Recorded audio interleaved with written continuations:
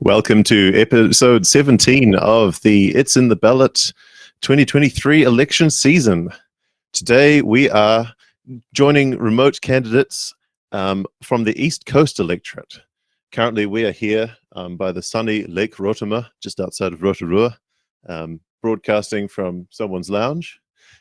We have apologies from the Greens' Jordan Walker and Vision NZ's Leighton Packer.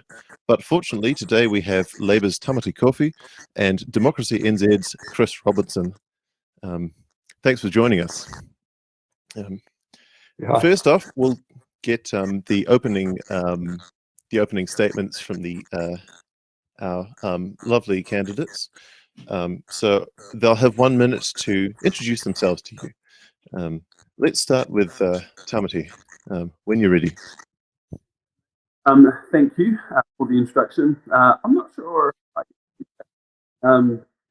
Hey, look, everybody. My name's Tāmati Coffey. I am the Labour candidate for the East Coast Electorate. It is a beautiful part of the country that's had a real hammering over the last 6 years. I'm putting my hand up to be their elected representative. I've been in Parliament since 2017. It's been my honour and privilege to serve New Zealand during some pretty turbulent times. I was there after Whakaari erupted on the ground. I was there during and after, before, during and after COVID-19 arrived on our shores, and now we can look over our shoulder and it's now in our distant past. But I'm still here and I'm putting my hand up to stand for the East Coast in the place of Kirkpatrick, who is my good friend and colleague who got into a bit of trouble recently and had to step back from Parliament. I'm proud to be standing here. It's an area that I know well. I have whakapapa connections up and down to Tairāwhiti, and the Eastern Bay of Plenty is an area that I've traversed quite a lot over the last 6 years. So I know the issues, I know the investment, and I'm looking forward to being the MP for the East Coast. Unfortunately, we have been having some technical difficulties getting Chris online, so I think we'll give him an opportunity to have an introductory minute if we're able to connect. In the meantime, let's have a look at the electorate in question, the East Coast Electorate, and I'll head over to Sam, who's going to tell us all about it. Yeah, so that's the joys of what happens when you're from the multiple people getting to jump in the different teams. So the East Coast Electorate, as you can see here, covers quite a vast area, includes both the 06 and the 07 telephone calling area.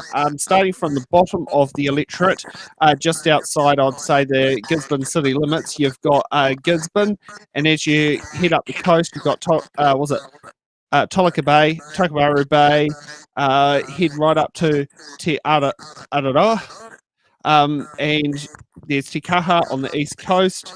Go head right into here, we've got Opotiki.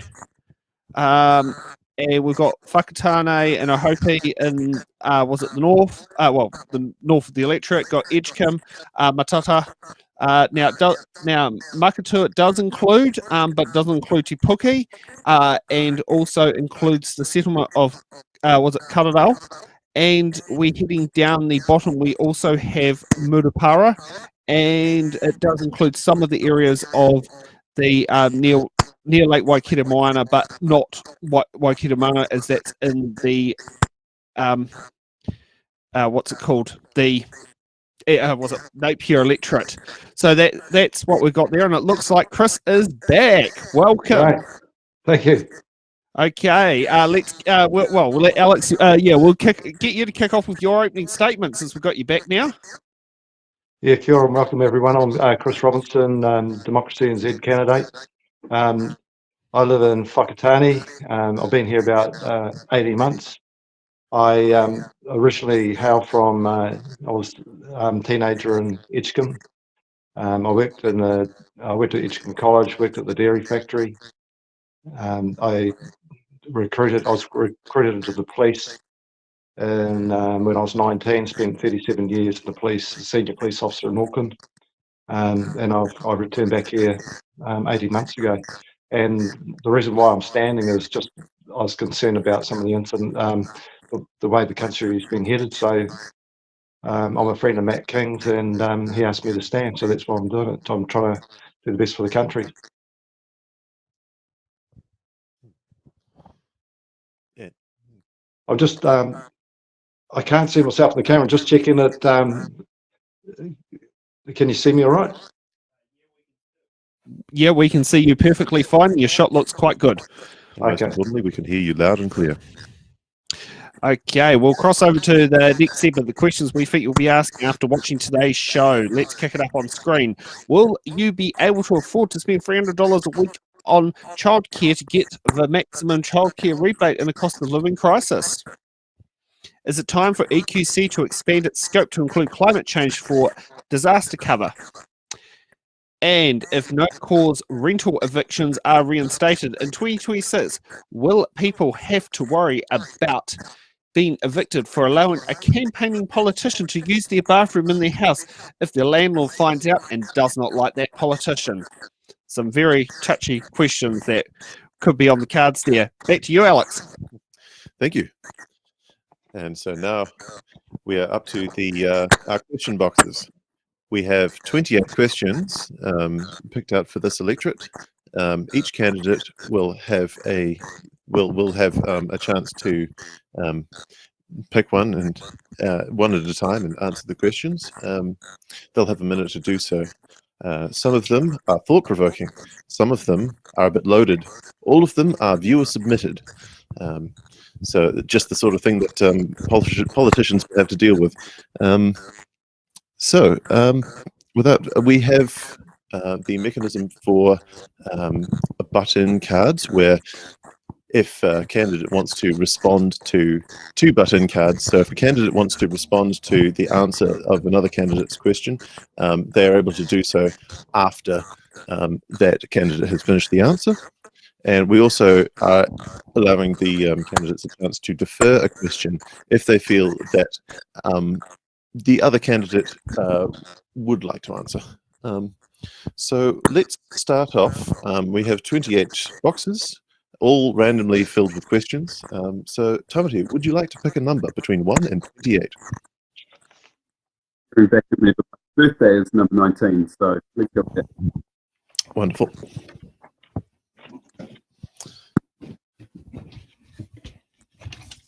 So number 19, X. What would you do to financially assist local government to fix pipes and infrastructure? What we know.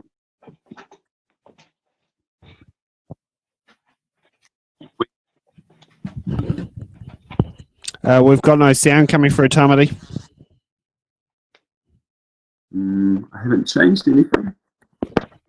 But now, 1, 2, 3, 4, 5, 6. Yeah, we've got sound going through now. Note that I did nothing. So that's it. Hey, look, we've been really passionate about making sure water is the best it can be.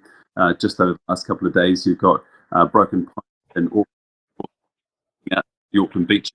In Queenstown, there's an issue down there with cryptoridium. There's been a infection in the pipes, and people are getting sick. We've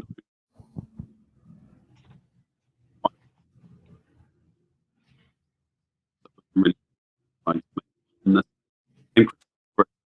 But we've been pushing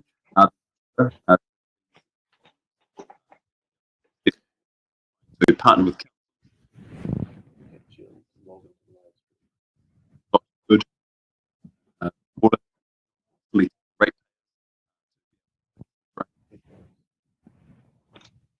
storm. Anybody wants good movement and no more.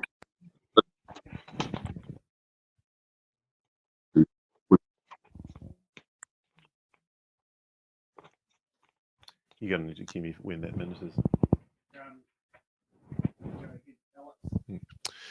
Thank you.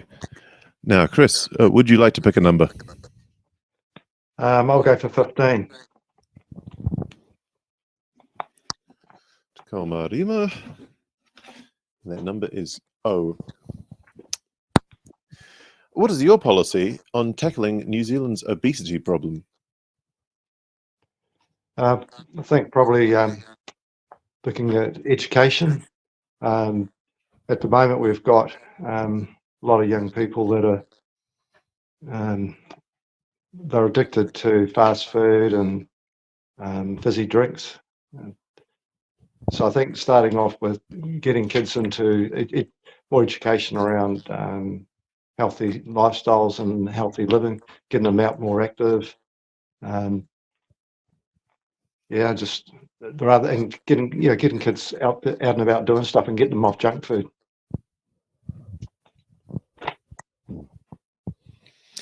Yes, certainly good to move the body. Tāmati, would you like to pick a number?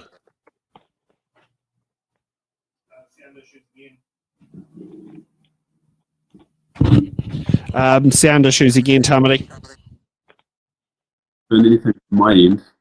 Yeah, I don't know. It seems to keep randomly auto-muting. 25. 25. All right.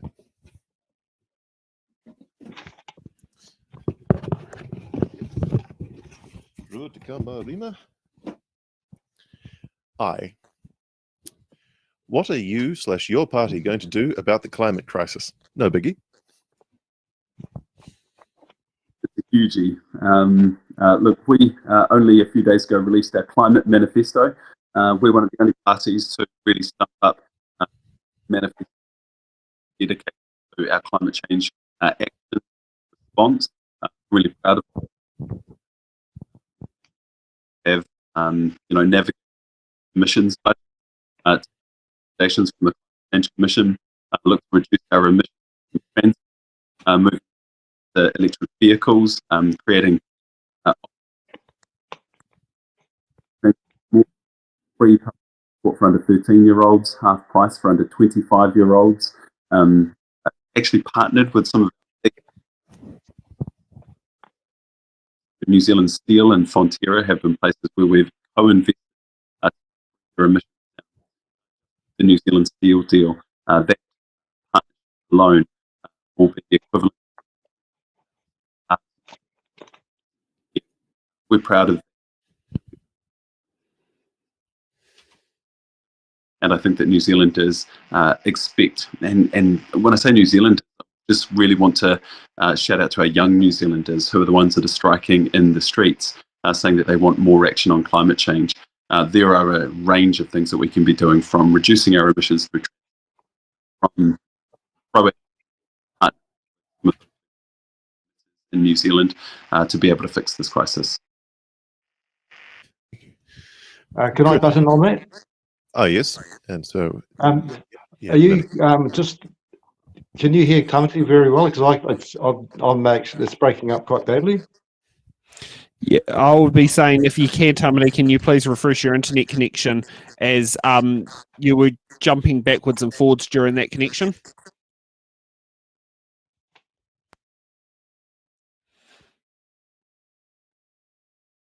Now, actual button or just mentioning the issue with the audio? What about now? Fingers crossed it's better. So far, so good. I've been given a little message here. Can you ask him to turn off a hands-free device and use the microphone on the device? I'm not sure what. Yeah, it's just something that's been suggested as an option that's come through to me. And take the Say again. speaker off. No. Oh no. Okay. No, it was just was it don't use a hands-free device if you're using that to communicate. Not sure if you are or not. That was just a guess. Back to you, Alex. Yes, sorry about all of this. So Chris, was that a button for this question or just for the technical details? I don't know, just for the I've got something to say about the question. Okay, excellent. Fire Yeah. away. Okay, we've got a slightly different view on climate change. What we're saying is we should look at the review the science. There are a number of science, over 1,500 scientists that are disputing some of the climate change modelling that the government and a lot of the countries around the world are using. What they're saying is that, and what is a proven fact, is that only 0.04% of the atmosphere is carbon dioxide and only 4.3% of that is man-made. And and CO2 is actually vital for plant life.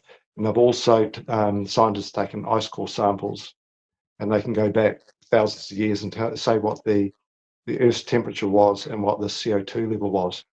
So what these scientists are saying is that CO2 follows the global temperature. So we agree there is climate change, because the climate's been changing for thousands of years. But what our concern is that there's been a lot of money spent, and like the likes of farmers getting crushed to comply with climate change legislation, and it's based on faulty science. So that's our stance. So we say, let's have a look at listen to some of these other scientists that have got a different view, because some of the legislation we believe is unworkable and unnecessary. So are you saying that the current rising levels are not a problem?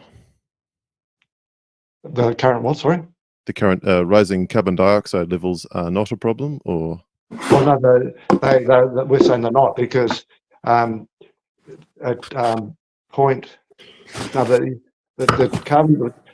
reality is 95.7% of all CO2 is actually produced by nature. The sea, when it heats up, produces carbon dioxide. The leaves, you've got all the forests in the world, right? You've got all these forests. When the leaves fall on the ground, leaves are carbon. When the leaves decompose, they produce carbon dioxide. That's why the majority of the carbon dioxide that's created in the atmosphere is created by nature. That's a proven fact. The man-made carbon dioxide is only it's 0.0. Well, it's 4. Carbon dioxide is only 0.4% of the atmosphere, and of that, only 4.3% is man-made. And anything less than 0.02% of CO2 means that you don't have plant life.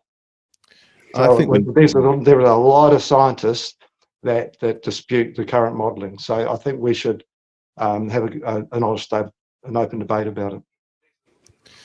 Well, we'll see in 100 years in Seatoon. I think it's time to move on. So, Chris, I think it's your turn to pick a number. 17. 17.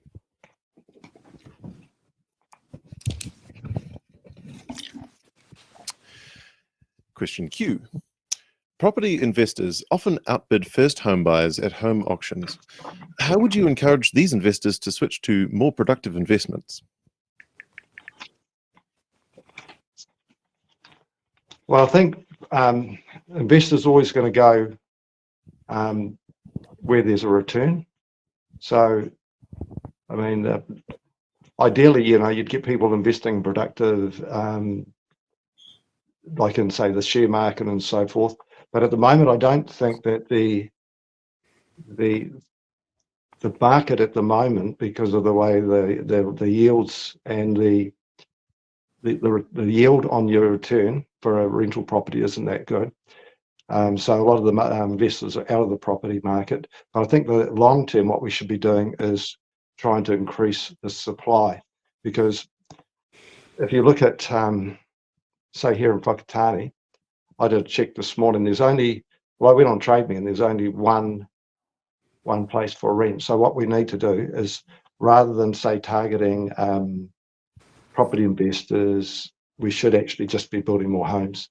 It's just too difficult to build a home. In fact, I think there's only 5 in the whole of the Whakatane, going from Matata through to Hope, Edgecombe.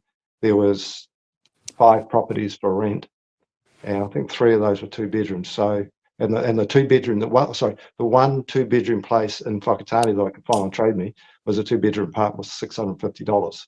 So we think that we should just be building more homes.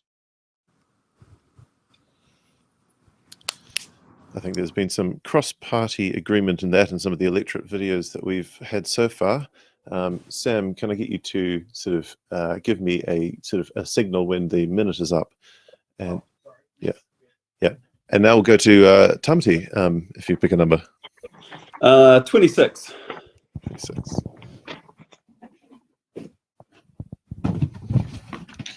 Rotakama Ono, number F. With the downturn in the economy, many small businesses are struggling to stay afloat. Has your party got any policies that would assist them through these tough times? Yeah, actually, I'll talk about the fact that I've been a small business owner for the last 8 years, owning a small bar and a small restaurant in downtown Rotorua and part of the Easing precinct. And just to talk about what we've been doing is making sure that we are, all throughout COVID, we were making sure as a government we were supporting small business owners. It was quite surreal for me as a person that was going through Parliament at the time, navigating through COVID, but also being a small business owner that needed a whole heap of support, especially in hospitality with some pretty severe restrictions. We made sure that we looked after people looked after small businesses with using the wage subsidy scheme and keeping workers connected to jobs. I think that if there's something that small businesses need right now, it's actually hands on deck. Whether you're talking to farmers out here in the region, or you're talking to hospital staff or the health sector, everybody's crying out for staff. And so lots of things that we've been doing. We've reset our immigration policy to allow people to be able to come in and fill some of those skill shortages that we've currently got as a pathway to residency. That's really important. We've been making sure that we are we're also growing our own local talent and freeing up a space in our tertiary institutes for apprentices. We've trained up 60,000 apprentices since we introduced the Apprenticeship Boost scheme in New Zealand, taking away the barrier of fees to get into university and polytech, so that we get our workforce into some of our small businesses to be able to take up those opportunities. There's a host of things. There's not one kind of silver bullet for small businesses, but we've been doing a myriad of things to be able to help out in what's essentially quite trying times.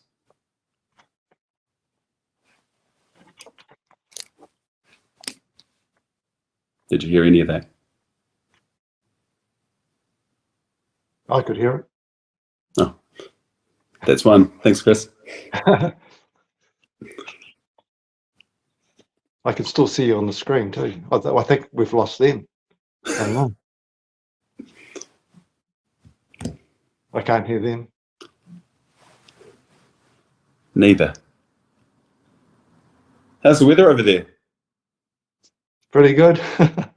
Where are you at the moment, Rotorua? Gizzy. Oh, Gizzy. Okay. They've had a lot of rain, eh? Yeah, it's been quite a lot of rain. I think we've lost them. I hope we're back. Oh, yeah, there they go. Yes. Cool. Hey, welcome back. Thank goodness for the cloud.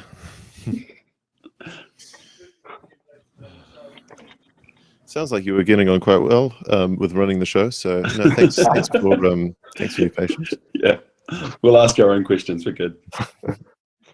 Yeah. All right, Chris, would you like to pick a number? Hang on, I've just got a phone call coming through. Number 1. Number 1.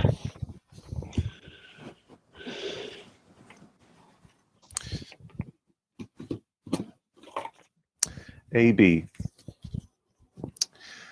Do you believe that 16-year-olds have the maturity to vote? I'd have to say no. I know when I was 16, I was thinking about a lot of things, but politics wasn't one of them. I was thinking about sport and other things. So I think it's good if they do get a little bit interested in politics, but the thing is, they may be just focused on, well, I don't think they've got the life skills, and it may be just that they're focused more on, say, singular issues. And I think at the moment, a lot of the young people would probably, their main focus would be, they'd just be voting on maybe climate change. I think is a big thing for, and probably education. So yeah, I'd have to say I would leave the voting age at current age myself. Yeah. Hey, can I butt in? Absolutely. Can you see me? Because I've lost you guys. No. Well, we can hear you. I can't see you, Tāmati. Okay, awesome. Well, let's work on that while I just try and answer the question. Yeah. Oh, there you go. Now. Hey, awesome.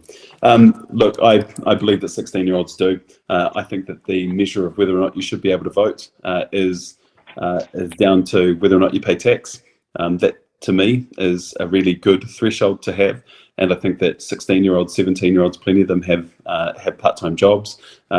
And so I think that that gives them a ticket to be able to participate in the democratic process.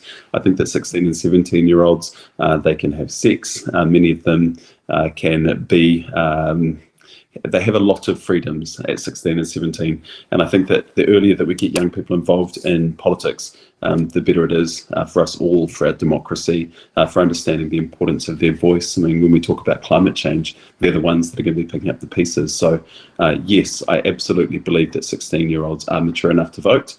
And when you start talking about maturity to vote, you know, what happens down the other end? Do we start asking questions about whether or not you can get too old to vote as well? Is that a valid question? I think 16 and 17-year-olds are ready for the challenge. And I think that by doing it would enable our schools to be able to pick up a bit of education in that space too, which can only be beneficial. Yes. The thing that I find about this question is that, especially for people in political parties, it's one of those ones where it's difficult. Yes, it's difficult to for the answer to be totally independent of what might benefit the party or not, and not that any of the answers were right or wrong, but yes. It is just one of the challenges with democracy, is that, you know, we're all, yes, we are all individuals rather than sort of omnipotent and all logical beings without a stake in the world. We are all we're all just fallible humans. All right. So Tāmati, I think it's your turn to pick a number. Let's go number 2.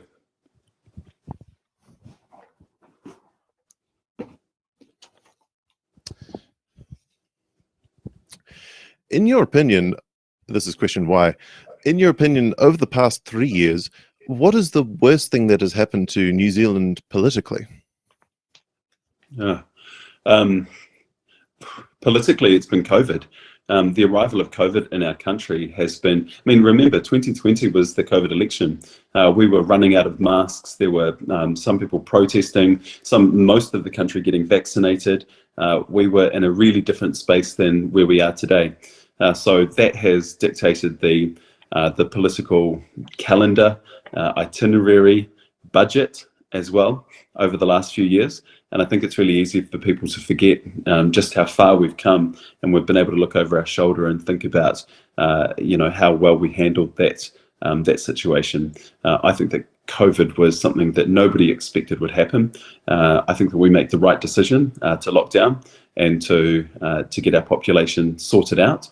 And now it is a memory for us. So I would say COVID-19. But how we dealt with it wasn't necessarily the worst thing in the world. In fact, we were revered for our response. Yes. So, Chris, what is your number? I'll keep it simple. I'll go number 3.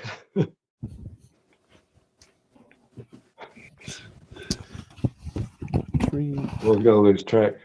All right, that's question number V. How effective do you consider the government's intervention/action on youth offending has been? Well, unfortunately, there's been a huge spike in youth offending. I believe RAM rates are up about 500%. Unfortunately, yeah, we've got a lot of youth that have become disengaged from the education system. I think truancy is getting up towards about 50%. And they've just, they're not at school, so they're doing other things. And we've got to try and address that somehow. We've got to get them back interested, engaged in school, get them motivated that they can make a career and have a worthwhile life.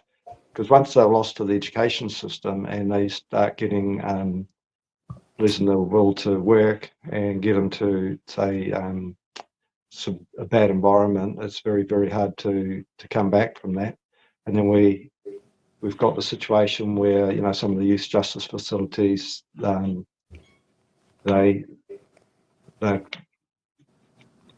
seen them on the roofs lighting fires and the rest of it. I've got friends in the police that tell me that they're going to some of those facilities, they're assaulting guards. So it's a really difficult, it's a very, very difficult one to resolve.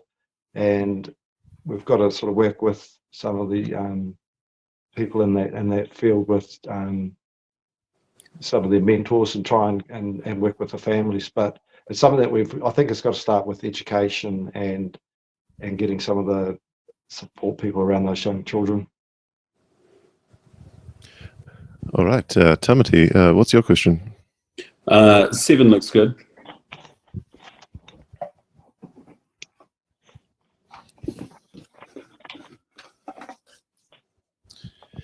Is government spending on cycling and cycleways a waste of money? No, not at all. Yes. Oh, yeah. No, not at all. We need to acknowledge that plenty of our cities are really flat, and that lots of people take trips which are between home and school and home and work, and some of those trips are actually quite short. And we should be encouraging different ways to be able to get around our cities. So yes, cycling and cycleways are a way to do that, and I'd like to see more. And as the dad of a little 4-year-old, I'm nervous about what some councils deem to be cycleways. A strip of paint on the side of the road doesn't give me confidence as a dad to send my little 4-year-old off down the road to go play at the playground and to know that they'll be safe. So I want to see more investment in this space, definitely, but also I want to make sure that cycleways are actually safe. Absolutely. And if you've ever had the opportunity to ride from Wellington to Lower Hutt, yes, it's just because there is a cycle width space that's available doesn't necessarily mean that it counts as a good cycleway. All right, Chris, what's your question? Number 4.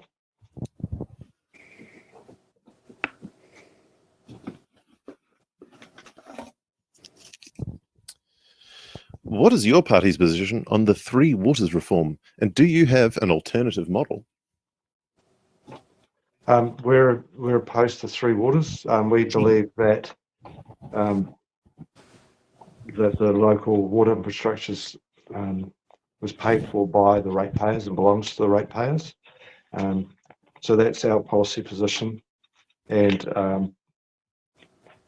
I guess it's a big. It depends on the different councils how they fund it, but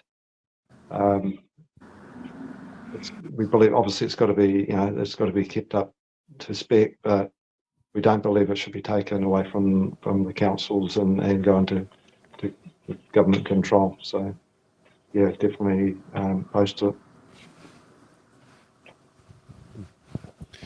All right, Tāmati.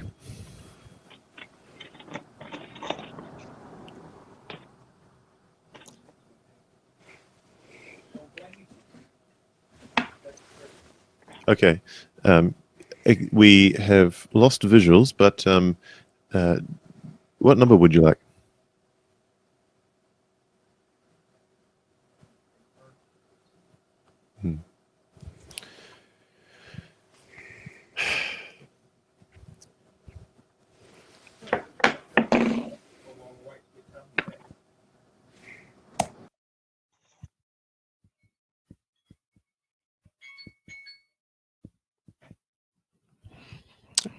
Chris, would you like to go for another? Oh no, Tāmati's back.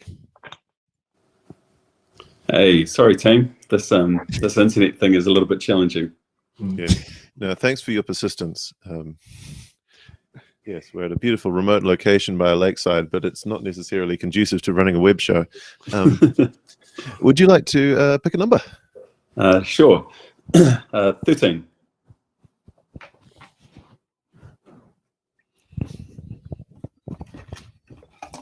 Question number R. What is your party's policy to get families out of emergency accommodation and into long-term stable housing? Our policy is the same policy that it's been since we came in 2017, knowing the extent of the homelessness problem, and that is to build more houses. And we can't do it ourselves. Obviously, the government needs to partner with business, with iwi, with councils to be able to do that. We are not going to solve the homelessness problem by ourselves. But just yesterday here in Gisborne, I was cutting the ribbon on 31 new houses, new government-supported houses here for whānau that are needing that extra bit of support for housing, and elated at the thought that 31 new families are going to be going into those houses over the coming weeks. We have built 13,000 of them around the country, trying to reinstate the housing stock that got sold off under the last national government. It's been a priority of ours, and we've committed to, if re-elected, continuing that momentum. Thank you. Chris, the next number is yours. Number 5.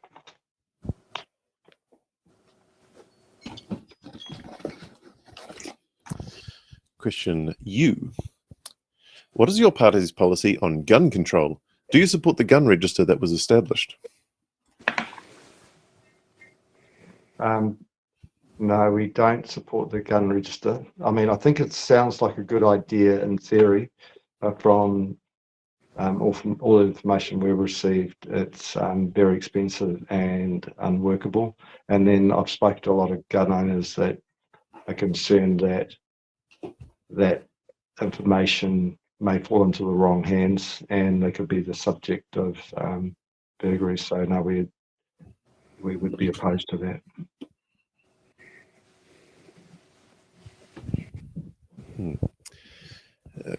Information falling into the wrong hands. I believe we may have a corruption question coming up at some stage, so we'll see. Right, Tāmati, the question is yours. Oh, sorry, it might not be a corruption issue, but also just being hacked. There could be corruption, it could be hacked. So a lot of people got concerns about that. All right. Tāmati. 14. Yeah.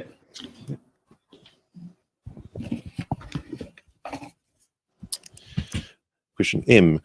Rest homes are losing registered nurses to Te Whatu Ora as they are unable to match their pay packages. Do you think that pay packages for registered nurses should be equitable across all sectors of healthcare? Yeah, absolutely. And I think it's really important that we pay our nurses what they deserve.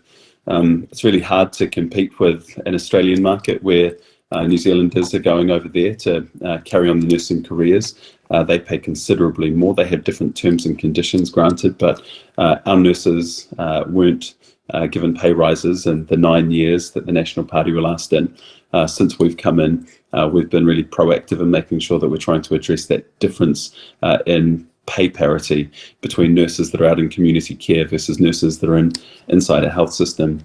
So that's been a focus for us. It's something that we've put a significant amount of money into, and we'll continue that momentum. Thank you. Chris? Number 6.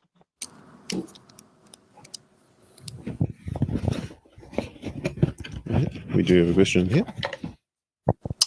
L. Do you think that transgender females should be able to compete in women's sports? That's an easy one. No. We have concerns about that because what it's doing is making it very difficult for females to compete against someone that was, say, born a male, just naturally stronger, larger bone density. Also, the psychological aspect that if, say, you've lifted a certain weight, that mental barrier has been removed. So, I don't think it's good that women have to compete against someone who is physically stronger. So we oppose that. And a kind of follow-up. Do you think there should be sort of degrees of grey here, given that I think, was it recently trans women were banned from women's chess? I don't think it really, yeah. It's where I haven't thought about that side of it as far as it's probably a grey area, but obviously in chess, I don't think it would make much difference. But definitely where there's strength involved, it'll end up making a lot of women will want to get out of sport because you imagine yourself, you're a woman, you've trained, and then you come up against someone who's much bigger and stronger, and then you can't compete. Just don't think it's right. All right, then over to you, Tāmati. On that question? No, sorry. I've worked out that I've only got one more button left, and I want to use it conservatively because there's quite a few more boxes sitting in front of you. So I'll push on despite disagreeing with that last position. Number 20 for me, thanks. Excellent.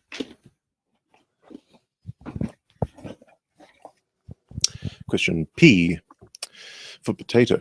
How is your party going to stop the increasing decline in children's dental health? Yeah, it's a tough one. I think that we need to, we've got mobile dental units which go around schools. I think that we can actually do better in that respect. I hear some cases where some of those units are spread quite thinly across regions, and the East Coast region is one of those places. I'd like to think that we can really step up what that looks like. But I think that there's a big education process that needs to happen. I know that there's already, programs that go around schools telling kids how much sugar is in the sugary drinks and that kind of stuff. I think that needs to continue because I think there's a growing awareness of just how much sugar is in the diet of our young people. I'm actually a supporter of fluoridation in our water and giving the Ministry of Health the ability to determine whether or not that should be a thing. I think that's really good, and having spoken to people that work in both child health and in dental surgeries across the country, there is absolute agreement from our medical professionals that that's the right thing to do.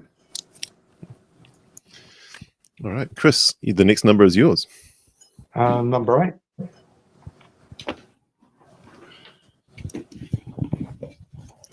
Question C. Do you think that New Zealand should investigate having an independent commissioner against corruption as in New South Wales? I knew it would come up. Yeah, I'm supportive of that. I think we need to keep our institutions honest. So, yeah, definitely a supporter of that. Okay, short and sweet. Tāmati. 16.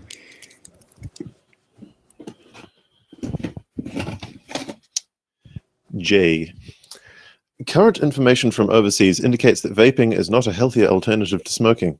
Children of primary school age are becoming addicted. What is your party's plan to address this health concern? Yeah, look, we're unhappy with the way that vaping is going in New Zealand. It was initially intended to be a method to be able to encourage smokers to reduce their incidence of nicotine use and a kind of pathway into better solutions. The science on that one is a little bit, we haven't landed as a country or even as a government on where we sit on the health effects of vaping. It's still yet to be determined. But in the meantime, I know that there is concern around vaping around the communities up and down the East Coast. Just yesterday, I was in a vape shop here in Gisborne CBD and talking to the owner about some of the restrictions that were put in place to date. We want to get rid of disposable vapes because we think that's just it's the single-use plastic bag equivalent of vaping. So we've put limitations on that. But one of our goals is actually to reduce the amount of outlets and the geography to make sure that they're not near our schools as well. But 600 is the amount of outlets that we've said that we'll reduce the vape shops to. Here in Gisborne, there's like 28 alone. They're exploding on street corner shops all around the country, and we need to do better for the health of our children.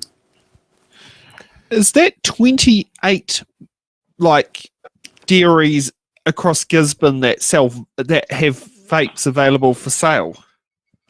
Dairies, superettes, basically there's a lot of specialty vape stores that have popped up. Yeah, it's a lot. I wouldn't have thought there would be that many vape shops in a small city like Gisborne, but you learn a lot every day. There you go. Technology, eh? It's never just as simple as we think. All right. Chris, the number is yours. 28. The number of vape shops in Gisborne. Question D. The statement, opposition parties do not win elections, governments lose them. Do you agree or disagree with this statement?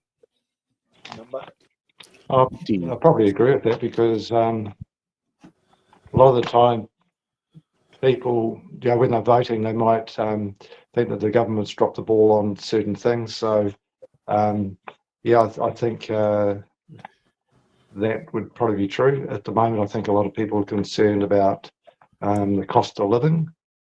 So that could work against the government. There's also a lot of people that think COVID. Some people think the government did well, and other people are very adamant that they didn't do so good. So, yeah, I'd say that that's probably a true statement.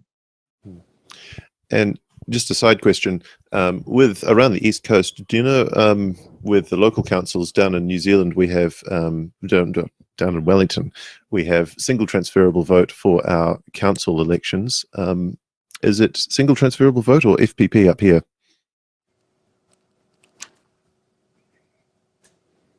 For the councils. Mm.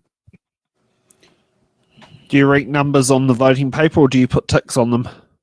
I just voted for the candidate. All right. Yeah. Tāmati, your number is next. Let's go 9.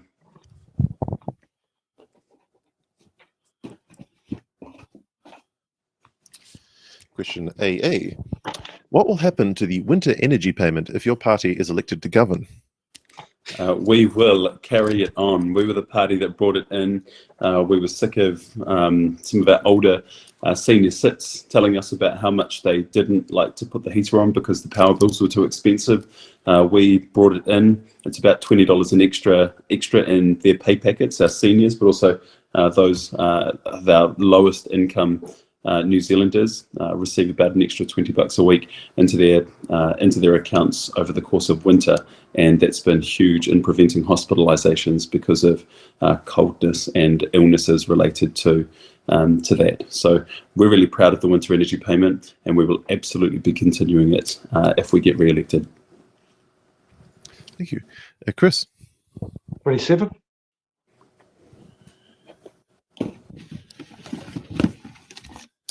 Question E. How are you going to address the cost of living crisis? Well, that's not going to be an easy one to address because inflation's out of control at the moment. One of the reasons it's out of control is because of record debt and supply chain issues. So we've got to start cutting red tape, try and simplify doing business. So interest rates is one of the biggest things, and that's put pressure on mortgage. Anyone with a mortgage will get paid more. That gets passed on to rentals. It's that goes right through the cost of everything. We've got fuel going up. We've got to try and stop wasted, the government wastage, and we've got to increase supply. So make the cost of supplying goods cheaper, and the cost of rents is one of the biggest things too. So we've got to build more homes. We've got to make it easier to do things in this country. At the moment, there's just like I said before, there's nowhere to live here. I know people that are living in cars. I've got people living in the car park across the road. I've got people living I know friends that are living in a bus with no power and rats running through it. So it's make things streamline processes so that we can get things done. Can I use my button for this one? Absolutely. Cool. All right, that's me, 2 out of 2. Look, cost of living is one of the biggest issues, and Labor have got a pretty clear set of policies about what we're going to do. I talked earlier about the winter energy payment. We're confirming that we're going to keep that in place. That will help to reduce the cost of living, especially on power and energy bills. We are committed to a program of insulation in homes and helping homeowners to be able to insulate their very cold homes. That's another way that we can help whānau to be able to save on power bills as well, where all of the heating, if you're in an uninsulated home, is going straight up and out of the walls. The $5 payment on part prescriptions when you go to the chemist, picking that medication up without having to pay the $5 fee. Many people can't afford that because they are squeezed at the moment. So we've taken that off. Note that the National Party have said that they'll put it straight back on when they're re-elected. So that's something to consider too. We've incentivised public transport, trying to get young people onto buses, trying to get people under 24. You get people under 13 get get free public transport. Under 25, they get half price public transport. All of these things we are doing to try and reduce the cost of living on New Zealanders. Thank you. And I believe you have the next question. Go, Levin. We're getting there, Chris. We're getting there. Yes, no, you're doing well. Question N for no. In your opinion, how well is the government managing the adverse medical and social impacts of the COVID vaccinations? Yeah, look, it's actually the Prime Minister said it on the Leaders' Debate last night. If there have been any negative effects from the COVID vaccine, we have a very strong and robust ACC system where people are able to go to ACC and get support if they've been adversely affected by whether it's COVID-19 vaccines or anything to do with their health system. There is a current place for them to go, and they are going there. Can I use my button? Yep. Yeah. We've got a major concern about the adverse effects of the vaccine, because I speak to people all the time that say that I know so many people that have been injured, and they've been to the hospitals, they've been to doctors, and a lot of them are young. A lot of them are in their 20s and 30s, and they've got heart problems in particular. And they go to the doctor or hospital, and they get told there's nothing wrong with you. It's not related to the vaccine, and it's very hard to prove it. But it's not normal to get a lot of young people, in particular, coming down with heart issues. and a lot of these people just feel like they lost it. And I was really disturbed last night, particularly. I know that they are getting thrown. A lot of they feel like they've been thrown under the bus. But I've heard Christopher Luxon say that they wouldn't even acknowledge vaccine injuries, which I found really disturbing. So, sorry, is that the bell? A makeshift one. All right. I think it's Chris, your turn. 26. Oh, we don't have a 26. Okay, 24.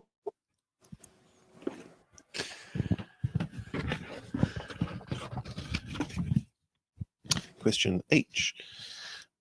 The Future of Local Government report says a significant fund is also needed to support climate change adaptation activities. How is your party going to respond to this issue? Yeah, I sort of touched on that previously. Our stance is that we should listen to some of these scientists, including Nobel Prize winners, and there's over 1,500 scientists saying that there is climate change, but it's not caused by the CO2 levels that we're emitting. So because of the CO2 that humans are responsible for is such a small amount, like I said before, it's only CO2 is 0.04% of the atmosphere, and mankind is only producing 4.3% of it. So there's a lot of science that contradicts what the track that the government, and it's not just New Zealand, it's mainly the Western world, is going down. So we think we should get a second opinion and listen to some of these other scientists. Okay, Tāmati. 21, my age. Here we go. Question Z. In your opinion, should councils be forced by the Ministry of Health to fluoridate their water supplies? Yeah, if it's the Ministry of Health making the decision about fluoridation, yeah, we should. We absolutely should. What we've done in the past is actually just let councils decide for themselves, which is just basically often comes from a non-health perspective and just a political perspective. The ability to make decisions about this should be in the public good, and it should be driven by health professionals that we trust. And I believe the Ministry of Health are well placed to do that work. All right, Chris, which one would you like? 23. 23. Question W. The Future of Local Government report says the current local government funding and finance system is already under pressure and is not sustainable. How is your party going to respond to this issue? I haven't read that report, so I'd have to just say from a point of view that I'd say they'd have to control their spending, and as far as, like, I know, for example, the spending on the say climate change, for example, maybe they just got to re-look at that. So we're, like I say, we consider that a lot of that spending is unnecessary.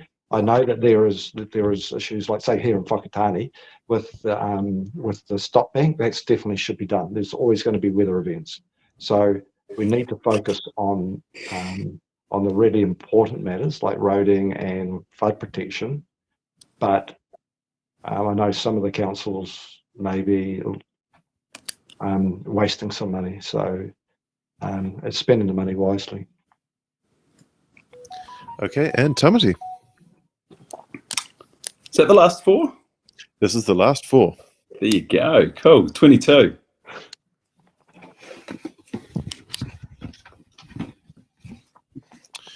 Question K.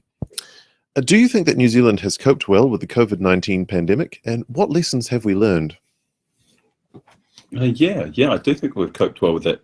What are the lessons that we've learned? We've learned that actually we can pull together and get through a crisis when we're faced with potential fatalities across the board.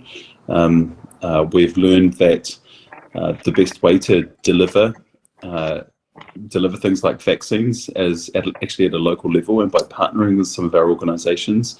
I saw our Māori organisations and our Pacific organisations stepping up in that respect, and I'm proud of the work that they did and the soldiers that they were able to find in the communities to be able to help out with that work.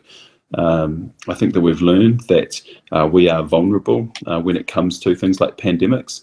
There's no playbook to it, so we are subject to having to make decisions on the fly, and often with imperfect information, but still do what's right for New Zealanders. I'm proud of our response, and I do think that we coped really well. Can I button? Have you got any more left? Have you buttoned in? This is 2 out of 2. I thought we could button more. Hey, go for it. It's not my show. Yeah, I think I've lost count now. Let's just say yes for the moment, and then yeah. All right, this will be my last one, right? I promise. We have a different view. We don't believe that it was handled well, because we'll start off with the fact that we were told it was safe and effective, right? So we dispute that. The fact that when they said it was safe and effective, not all the safety data was made available. The fact that the FDA, it was emergency use authorization. The FDA tried to hide the safety data for 75 years. They were forced to release it, and it showed it wasn't that safe. As far as the effectiveness goes, one of the Pfizer executives, Joe Small, the business in the European Parliament, that they need to test it to see if it stops transmission, is the High Court in South Africa forced the government to release the Pfizer contract, which states that Pfizer, in their contract, said it was not safe, effective, and they didn't know the long-term safety effects. All right, Chris, now you have a number to pick. 18.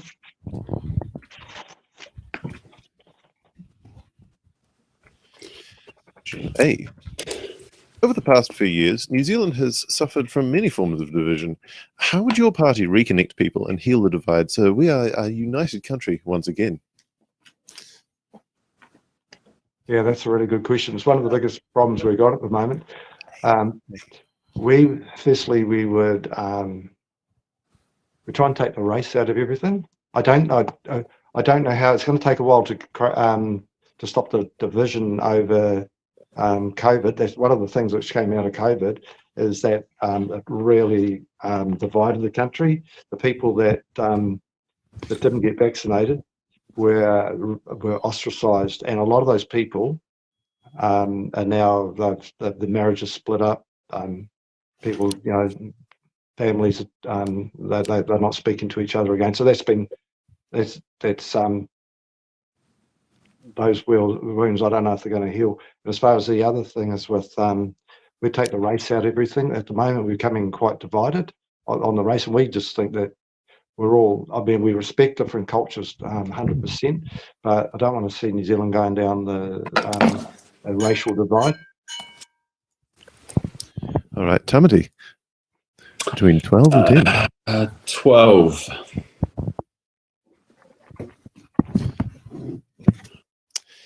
Question B. How has New Zealand changed since you were a child? Has it changed for the better? Has it changed for the better?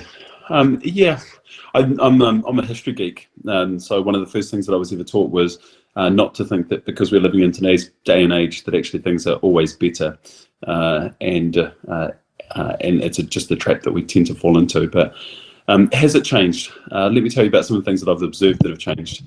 When I was a young kid, it was actually illegal to be gay in New Zealand. And here I sit in 2023, not just an out and proud man, but actually able to get married, able to have kids, and the landscape, the culture towards gay people in New Zealand has significantly changed. When I was a kid, people called me Tāmati because they didn't or wouldn't say it properly. and there was different ways there was kind of a renaissance in Māori language that was happening here in 2023. We are much further down that, to where newsreaders are now using Te Reo Māori in the everyday sentences. I believe that that's a better thing. We've come a long way. I am proud of the treaty settlements and the historical settlements that we've had as a country, and how far we've come in that space too. Indeed. And finally, Chris, I suspect that you're going to be picking number 10. That's right. So the question is G. Will your party review the relationships and sexuality education in primary schools? Yes, we will. We've got a lot of feedback from parents who are concerned about some of the content of that program within, particularly to do with young children. In fact, I've got a lot of people very, very concerned. And I think there's been an 80% increase in homeschooling in the last 5 years. And a number of parents have pulled their children out of school. So I think it relates particularly to some of the content, which is quite sexually explicit, and probably it's unnecessary for young children. So I'm an advocate for the people that support me, and I have a lot of very, very concerned parents, and I'm their voice. Can I butt in? Yes, absolutely. Yeah, look, we developed in conjunction with parents the guidelines, the REC guidelines in primary schools. What we've developed is a way to be able to have those conversations that some young people can't actually have at home, and it's things like, you know, understanding that there's not just male and female in this world, that there's actually some people that live transgendered as well. And there are some young people in those schools that are transgendered but don't have the ability to be able to have conversations openly about it. I think enlightening our young people into what relationships look like, healthy relationships, is really important. I think that's something that we should continue to encourage, because sometimes young people in their own homes are subject to all kinds of abuse. And I think it's really important that in a school safe environment, we're using the opportunity to talk about what healthy relationships look like. Younger people are becoming more and more exposed to online images and you know, some of that yucky stuff that dominates the internet. And we need to encourage young people to be safe in these spaces. And if parents are uncomfortable with that, they always have the ability to be able to take their kids out of that classroom. Well, thank you for some good answers. Typically we'd have a break, but I think because we've had a bit of a challenging start, I'd like to move on now to the hard-hitting questions. Are we having the...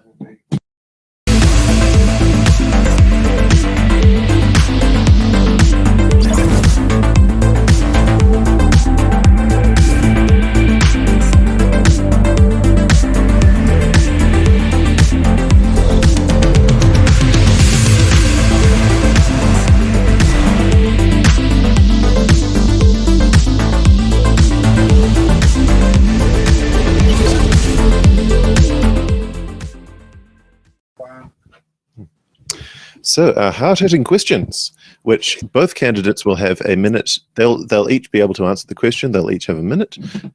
No buttons, no defers, because everyone's going to be answering it anyway. And question number one, I'll field to Tāmati first. What is the most pressing issue in the East Coast electorate currently? The extreme weather events is the most pressing issue. There's a thing called rainxiety around here, where it rains and people are nervous about what it means for more slash coming down the hills.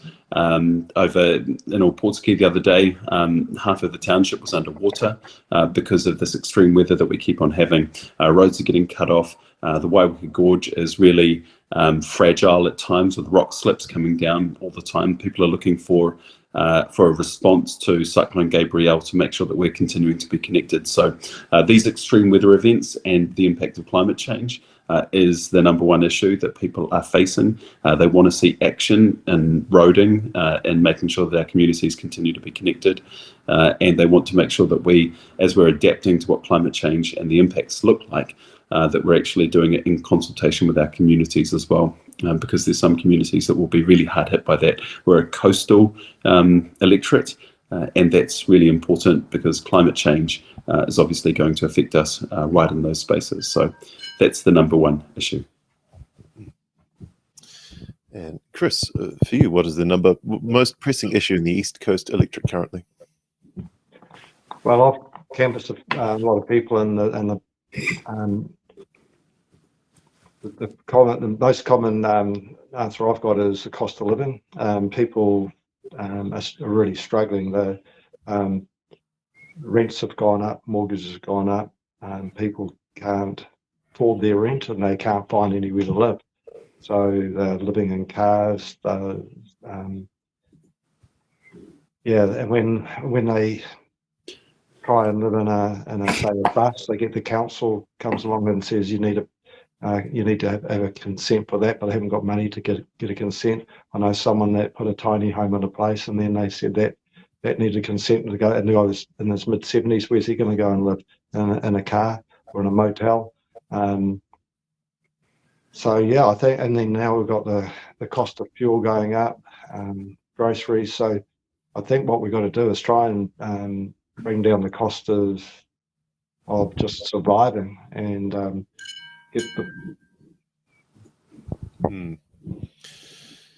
Yes, certainly. Lots of stuff going on at the moment.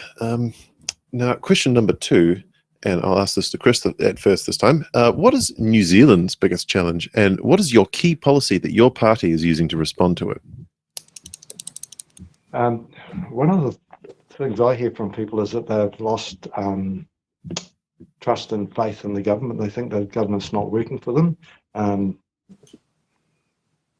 And I guess a lot of the people I'm talking to, it was related to the COVID response.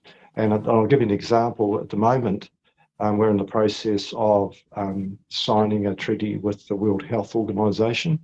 And that would, a lot of people are very concerned about that because it would take away our sovereignty and give that over to an unelected global institution that would have the power in a pandemic, which doesn't just include a health pandemic, but it could be a climate change pandemic or a crime pandemic, to have a binding agreement which could shut our borders, shut our businesses, mandate vaccines. So we believe that New Zealand we should be in charge of running our own country. And Tāmati, what is New Zealand's biggest challenge, and what is the key policy that your party is using to respond to it? Yeah, I made a very clear definition between extreme weather events being the issue that is number one for the East Coast. But in terms of what New Zealand is facing as a whole, actually the cost of living is the number one issue that I'm hearing amongst my colleagues who are scattered all around the country. And what are we going to do about it? Well, let me explain again. We are committed to food in schools and helping whānau out to be able to get through this really tight time that we're on at the moment. The winter energy payment, passionate about keeping that in place too. Making sure that we keep that $5 off our prescriptions so that families, when they go to get their medication, they can actually afford it, pick it up, reduce hospitalizations, keeping public transport free for under 13-year-olds and half price for under 25-year-olds, making sure that we're extending ECE from 3-year-olds, getting 20 hours of free early childhood education down to 2-year-olds, so that if there is a family that wants to go back to work, they don't have to trade off between staying home because it's not worth it, because you'd just be spending your money back in the ECE fund anyway. So extending that is also going to be a real help too. And also this election, we're pledging free dental care, the extension of that past 18 years old to 30 years old, but a goal to make that universal amongst New Zealanders all around the country. All right, and now we come to a great time of the show where we get to hear our candidates what they would have for their private members' bills, or should we say members' bills. So any MP, any sitting MP can place a member's bill into the biscuit tin, and there is a chance for it to be pulled out, considered, and potentially passed into law. So let's ask Tāmati, what would be your first member's bill that you would introduce into the biscuit tin? And you have 2 minutes. Yeah, can I just wax lyrical for a minute on the private members bill that I've already put in, which is around improving arrangements for surrogacy. I'm fortunate enough to be a dad to 2 young children.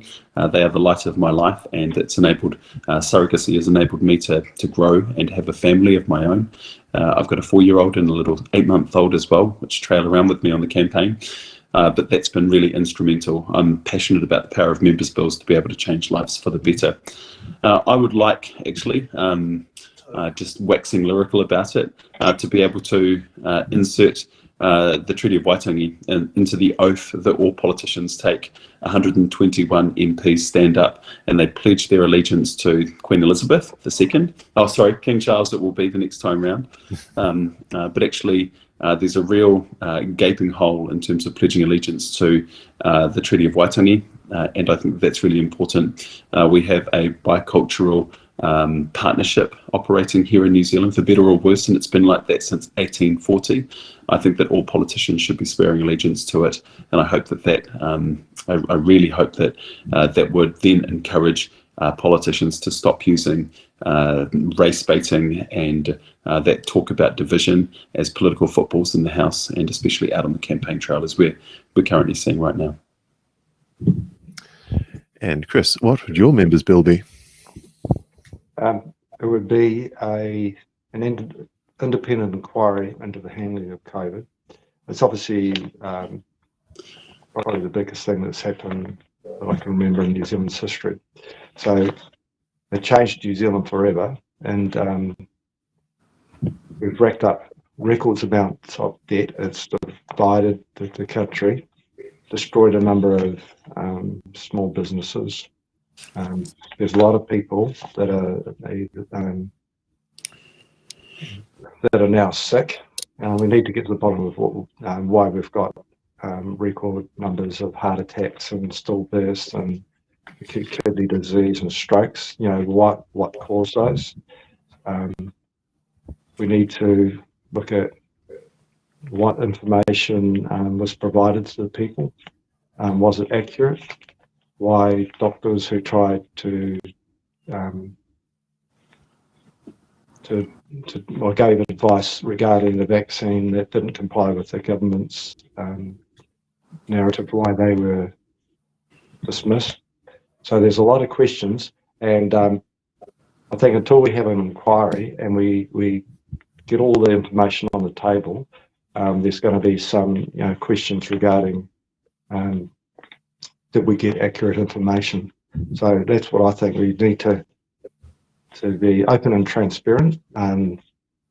Did we do it right? I know there was an inquiry, but it excluded vaccine safety and effectiveness. So let's get all the cards on the table, examine everything. So if there is another pandemic, we can do it better next time. Okay. And now our members have, our candidates have a minute to give us their closing statements. And I'd like Chris to start. Yeah, I'd just like to say that one of the things that I bring to the table is that I speak my mind and I'm honest. I mean, the people that have been to the candidate meetings will know that I'm not afraid to say what I think. I get a lot of stick, but that's fine. People don't always agree with what I say, but I do listen to the people, and people that want me to be an advocate for them, I will, and I don't really care what people think. I'm not worried about taking a bit of stick. I'll do the best for anyone that votes for me, and I'll work hard for them. And Tāmati. Yeah, voters in the East Coast need somebody that can hit the ground running and know how the political system works, know how to get to Wellington and hustle. I've got a history of hustling in Wellington to date. I'm proud of the investment that our government's gone and made into the East Coast region, everything from supporting the Ōpōtiki Harbour development through to the pools in Gisborne, the Kiwa pools, which recently opened. We do the big stuff and the small stuff as well, but investment has been a legacy of our time in government, whilst navigating the huge unanticipated events too, things like Cyclone Gabrielle, Cyclone Howe before that COVID pandemic, before that the Whakaari eruption. The East Coast electorate has had it tough over the last 6 years, and I'm pledging to roll my sleeves up and to do as much as I can for the people of the East Coast region. And just as a last plug, I'm in it for them. And I believe that Chris Hipkins should be our leader, and especially after the leaders' debate last night, I think he did an amazing job and showed that he's got what it takes to be able to lead us past October 14. Yes, well, the East Coast has been through a lot, and I hope that whichever of the two candidates gets in, because of course all the voters will be watching It's in the Ballot and making the decision based on the broadcast. I hope they can do the East Coast proud. Well, thanks for coming, candidates, and persisting with what has been one of the more difficult shows. And thanks for the viewers who are watching both live, and also the people who will be watching this in the days leading up to the election. And a big thanks to the team who has been scrambling around, carting things up and down stairs, tearing their hair out if they have any, and basically making this happen when it didn't want to happen. From the control desk, Tāmati, you've worked in television.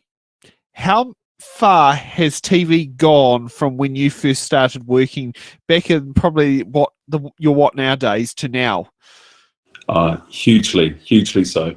The ability to go live from basically anywhere in New Zealand with a tap of a phone is a huge advancement from when I first started, and we needed a ute with a satellite dish on the back of it, pointing up to the sky. I can remember being on the Chatham Islands and doing a live broadcast from there, and we needed about 300 meters of telephone cable to coordinate that live broadcast. I'm really impressed at how efficient things are. Anybody can put together a live broadcast these days, and you guys have done particularly well given the different connective issues that we've had today. So good on you guys. Thank you for that, and thank you for joining in. Do miss my shot of being on the host desk, but I'm one of the two editors who can do both in studio and remote as the same person, which so that's the reason why I'm on the control desk, and Alex is on his own on the host desk doing the questions. But that's just one of those things. Oh, well, thanks for tuning in, and we will be traveling tomorrow up to Tauranga. When's the show? I'm just about to grab the caption up.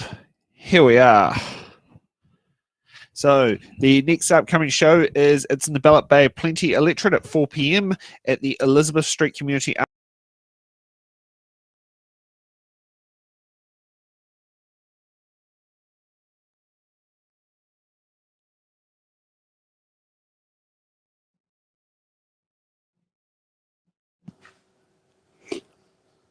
I think that's a goodbye, Chris. See you guys.